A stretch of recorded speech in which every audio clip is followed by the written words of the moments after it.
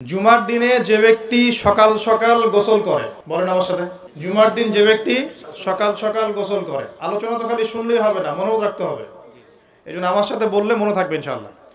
জুমার দিন যে ব্যক্তি সকাল সকাল গোসল করে, উত্তম কাপড় পরিধান করে, উত্তম কাপড় মানে আপনার ভালো কাপড়টা, আপনার সামর্থ্যের সেরাটা, আপনার সামর্থ্যের মধ্যে সেরাটা। এরপরে সুগন্ধি ব্যবহার করে। আতর সুগন্ধি আছে তো বাসায়? যার ঘরে আতর নাই তার ঘরে তো কিছুই নাই। যে সুগন্ধি ভালোবাসে না সে তো নবী সাল্লাল্লাহু আলাইহি ওয়াসাল্লামের সুন্নতের উপর আমল করলো না।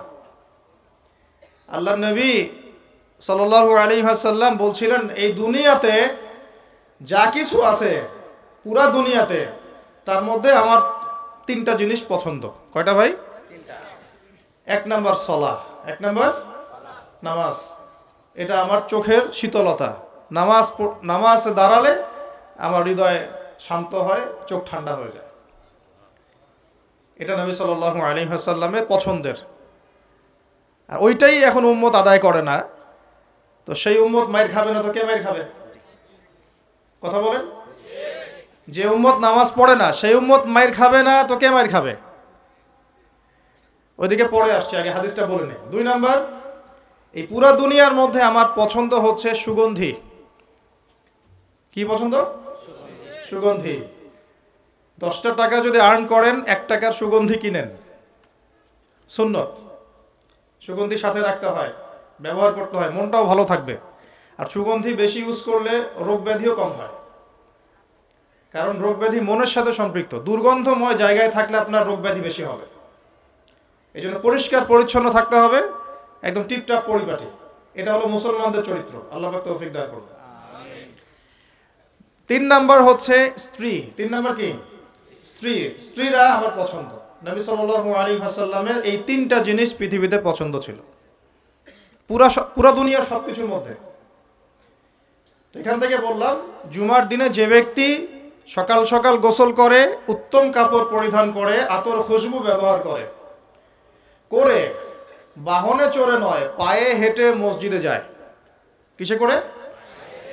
পায়ে হেঁটে মসজিদে যায় এবং খতিব, ইমাম সাহেব খতিবের কাছাকাছি বসে। দূরে দূরে নয়, যতটা পারে কাছে বসে। আর এই কাছে বসতে গিয়ে মানুষের ঘাড় ডিঙানো যাবে না। যদি আপনার আগে কেউ চলে যায় তার ঘাড় ডিঙানো যাবে না, এটা অন্যায়। যদি আপনার আগে চলে যায় তাহলে সে আগে বসার অধিকার রাখে। তো ঘাড় না ডিঙিয়েই যদি যাওয়া যায়, যতটা সামনে যাওয়া যায়, ইমামের কাছাকাছি বসে। এরপর ইমাম সাহেব খুতবা শুরু করলে মনোযোগ দিয়ে খুতবা শোনে। ইমাম সাহেব খুতবা শুরু করলে দিলের কান দিয়ে মনোযোগ দিয়ে খুতবা শোনে। খুতবা চলাকালীন কাউকে ডিস্টার্ব করে না, কাউকে কষ্ট দেয় না। মোবাইল টিপার তো প্রশ্নই ওঠে না, কাউকে কষ্টও দেয় না। এবং ইমামের সাথে নামাজ আদায় করে। কয়টা কাজ বললাম? আমার সাথে করেন। সকাল সকাল গোসল করে, তারপরে উত্তম কাপড় পরিধান করে, তারপরে আতর খুশবু ব্যবহার করে, পায়ে হেঁটে মসজিদে আসে এবং ইমামের কাছাকাছি বসে ইমামের সাথে নামাজ শেষ করে। এই কাজগুলো যে ব্যক্তি করবে, সে ব্যক্তির আমল নামায়, ভালো করে শোনেন, সেই ব্যক্তির আমল নামায় ওই যে বাড়ির থেকে বের হয়ে প্রত্যেক পা হেঁটে হেঁটে গিয়েছে না, এক একটা পদক্ষেপের বিনিময়ে আল্লাহ পাক 1 বছরের নফল রোজা, 1 বছরের নফল নামাজের নেকি দিবেন। এই হাদিসটাকে আগে জানতেন? আলহামদুলিল্লাহ, একটা হাদিস শোনাতে পারলাম যা আপনারা জানতেন না। আল্লাহ পাক এই হাদিসের উপর আমাকে, আপনাকে, সবাইকে আমল করার তৌফিক দান করুন। তাহলে এখন কি দেরি করে যাবেন না আগে আগে যাবেন? 1 বছর নফল রোজা রাখা কি 4টাখানি কথা? 1 বছর নামাজ পড়া কি 4টাখানি কথা? কন্টিনিউয়াসলি, কোনো ঘুম নাই, ক্লান্তি নাই, কন্টিনিউয়াসলি নামাজ পড়েছে 1 বছর, কন্টিনিউয়াসলি রোজা রেখেছে, একদিনও বাদ দেয় নাই, 4টাখানি কথা? প্রত্যেক পদক্ষেপে পাবেন ইনশাআল্লাহ এই কাজগুলো আমল করলে। আরেকটা হাদিসে আসছে, যে সবার আগে মসজিদে ঢুকবে সে একটা উট কুরবানির নেকি পাবে। তারপরে যে যাবে সে একটা গরু কুরবানির নেকি পাবে। তারপরে একটা খাসি, তারপরে একটা মুরগি, এইভাবে করতে করতে করতে ডিম পর্যন্ত আসবে। এরপরে ইমাম যখন খুতবা শুরু করে দিবে তখন ফেরেশতারা খাতা বন্ধ করে ফেলেন। এই যে ভালো করে শোনেন, ফেরেশতা মণ্ডলী জুমার দিনে দরজার সামনে দাঁড়িয়ে থাকেন, মসজিদের দরজায় দাঁড়িয়ে থাকেন। কে আগে ঢুকলো সেটা লিখেন। এই যে আব্দুর রহমান আগে ঢুকেছে, এই যে আব্দুল্লাহ পরে ঢুকেছে দুই নম্বরে, আব্দুর রহিম 3 নম্বরে, এইভাবে লিখেন। তারপর যখন ইমাম খুতবা শুরু করে দেন তখন খাতাটা বন্ধ করে তারা খুতবা শুনতে বসে যান। এরপরে যারা আসে তাদের নাম ওই লিস্টে আর ওঠে না। নামাজের নেকি পান, ফরজ আদায় হয় ঠিকই, কিন্তু খুতবা এবং জুমার নেকিটা আপনি হারিয়ে ফেলেন। তাহলে এখন আমরা এমনিতে উম্মতে মুহাম্মাদের হায়াত কম, বেশি না কম? আগেকার উম্মত হাজার হাজার বছর বেঁচেছে, তাই না? 500, 200, 300, 400, 500 বছর বেঁচেছে।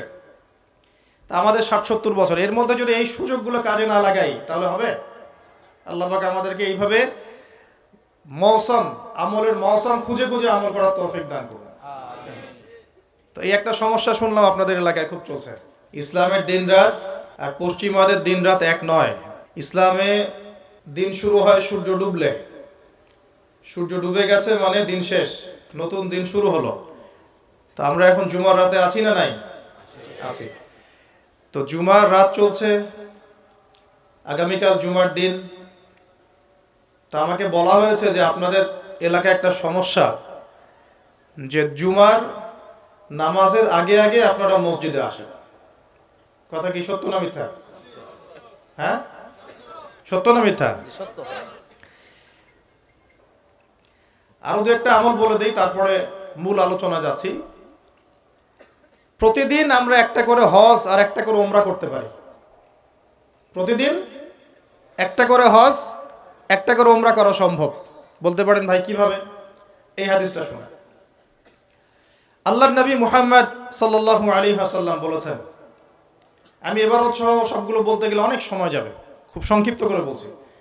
যে ব্যক্তি ফজরের নামাজ জামাতের সাথে পড়ে, বলেন আমার সাথে, যে ব্যক্তি ফজরের নামাজ জামাতের সাথে পড়ে, এরপর সালাম ফিরানোর পরে ওই জায়গায় বসে থাকে, সালাম ফিরানোর পর ওখানেই বসে থাকে, বসে বসে আল্লাহ পাকের জিকির আজগার তাসবিহ তাহলিল করতে থাকে। ধরেন আপনি আয়াতুল কুরসি পড়লেন, 3 কুল পড়লেন, ঠিক আছে, আপনি সুবহানাল্লাহ পড়ছেন, আলহামদুলিল্লাহ পড়ছেন, আল্লাহু আকবার পড়ছেন, মানে যেগুলো জিকির আজগার, মাসনুন জিকির আজগার, যেগুলো অথেন্টিক, প্রমাণিত। প্রয়োজনে বসে কোরআন তেলাওয়াত করলেন, কিছুক্ষণ আল্লাহর কাছে দোয়া করলেন, এভাবেও হতে পারে। এভাবে করার পর সূর্য উঠে গেল। ধরেন জামাত আপনাদের এখানে কয়টায় হয়?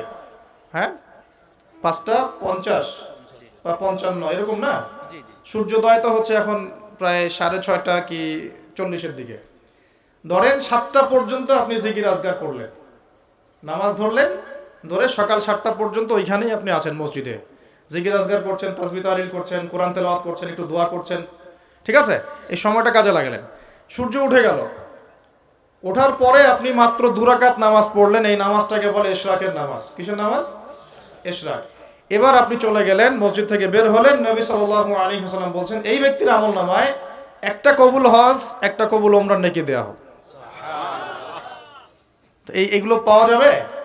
একটা হজ করা 4 টাকারই কথা। সবার তো তৌফিকও হয় না, হয়। অনেকের টাকা আছে, হজ করতে পারে না, আছে না? অনেকের টাকা আছে, হজ করতে পারে না, সামর্থ্য আছে, যেতে পারে না। অনেকের শেষ বয়সে শরীর কুলায় না। আর হজ ওমরার কাজগুলো একটু কষ্ট আছে। এগুলো বৃদ্ধ বয়সে যারা যান তাদেরকে বেগ পেতে হয়। ইমানের জোরে তারা করেন, কিন্তু শারীরিক কষ্ট আছে। এই কাজগুলো যুবক বয়সে করা উচিত। আল্লাহ পাক আমাদের সবাইকে এই যৌবনে হজ করার তৌফিক দান করেন। আমিন। যারা আল্লাহর ঘর দেখে নাই তাদেরকে আল্লাহর ঘর দেখার তৌফিক দান করেন। আমিন। তো এই আমলগুলো আমরা ছাড়বো না ইনশাআল্লাহ। আরেকটা আমল আমি বলে দেই, এটাও খুব গুরুত্বপূর্ণ একটা আমল। আর আমি যা বলছি আল্লাহ পাক যেন আমাকে আমল করার তৌফিক দান করেন।